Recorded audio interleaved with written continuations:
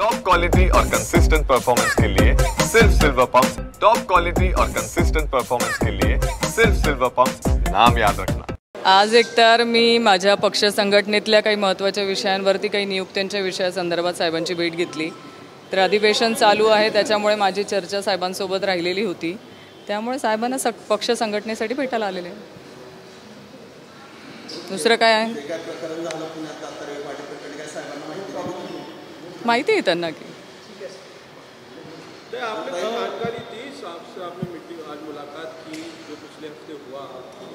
आजचा विषय तरी माझा पक्ष संघटनेचाच होता आणि पक्ष संघटनेतल्या काही नियुक्त्या करायच्या होत्या ज्या मला साहेबांना विचारायचं होतं आणि त्या संदर्भातली आज बैठक होती। न्यायालयीन कोठडी झाल्यानंतर अद्याप तुम्ही जामिनासाठी अर्ज केलेला नाहीये, नेमका कधी जामिनासाठी अर्ज करणार आहेत, काय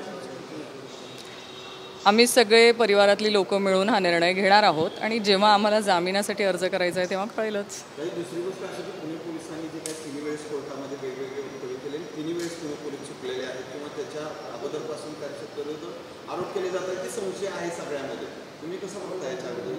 डिमांड कॉपीमध्ये थेट त्यांच्या पहिल्याच दिवशी बिल्डिंग मिस्टेक म्हणून सांगितलं। तुम्ही विचारलेल्या प्रश्नांमध्येच सगळे उत्तर आहे। प्रांजल केवलकर तपास अधिकाऱ्यांनी ज्या आत्ताच्या युक्तिवादामध्ये सांगितलं अशा पद्धतीने पुढे मिक्स करणे, पुणे पोलिसांची विधानं कशा पद्धतीने बघता तुम्ही? हे बघा, ह्या सगळ्या न्यायालयीन प्रक्रियेचा विषय आणि न्यायालयीन प्रक्रियेमध्ये दोघंही म्हणजे सरकारी पक्ष आणि आमच्या पक्षाची जी बाजू आहे ती त्यांनी मांडण्याचा प्रयत्न केलेला आहे। त्याच्यावरती न्यायालयाच्या बाहेर तरी मी वक्तव्य करणं चूक आहे, कारण ह्या सगळ्या प्रक्रियेमध्ये जी काय बाजू मांडायची आहे ते वकिलांच्या मार्फत आम्ही तिथे मांडतोय। तुम्ही राज्यभर महिलांचे प्रश्न वेगवेगळ्या प्रश्नांवरती बोलता, खोटे नाटे गुन्हे राज्यभर दाखल होतात, पण जेव्हा तुमच्या परिवारात असं घडलं, प्रकरण न्यायप्रविष्ट मान्य आहे, पण जेव्हा तुमच्यावर हे आलं तेव्हा काय एकूण तुमच्यावर अपबिती सगळी तुम्हाला? मी तुम्हाला सगळं सांगितलंय की आत्ता हा विषय न्यायप्रविष्ट आहे। ह्या संदर्भामध्ये जे काय मला माझी बाजू मांडायची असेल ती मी योग्य वेळी योग्य ठिकाणी प्रेस घेऊन मांडेल। नाही, मी अजून कोणासोबतही या बाबतीमध्ये बोललेले नाही आहे।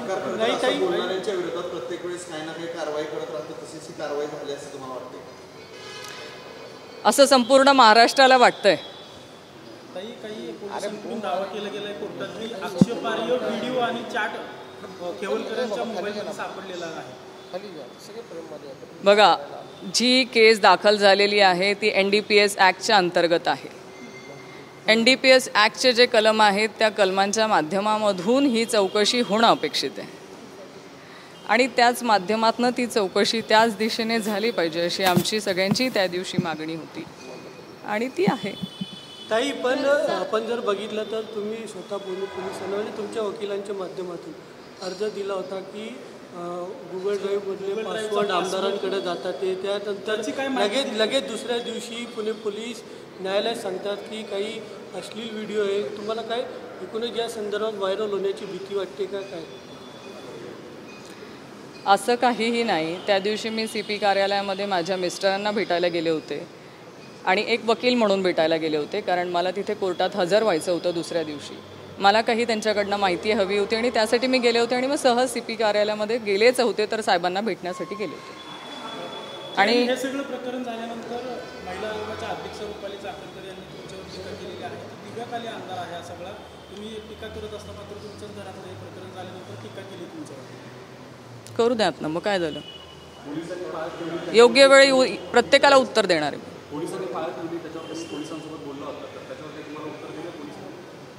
ते येऊन भेटून गेलेत। पाळत ठेवणं त्यांनी असं सांगितलं की पाळत ठेवणं हा आमचे हेतू नव्हता। ठीक आहे, त्यांनी त्यांच्या वतीने आम्हाला भेट घेऊन ते सांगितलंय, झालं।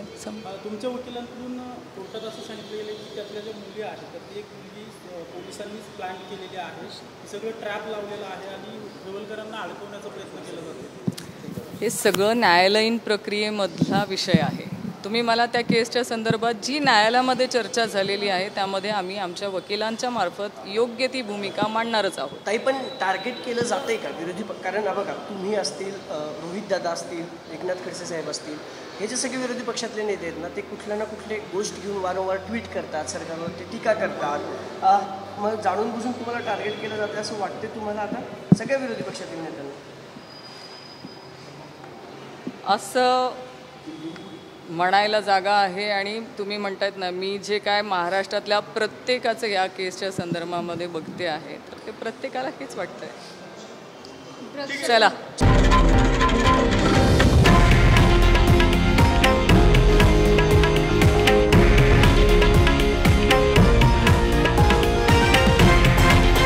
हे आहे देशातील नंबर 1 न्यूज नेटवर्क आणि आपण पाहत आहात TV9 मराठी, एकमेव.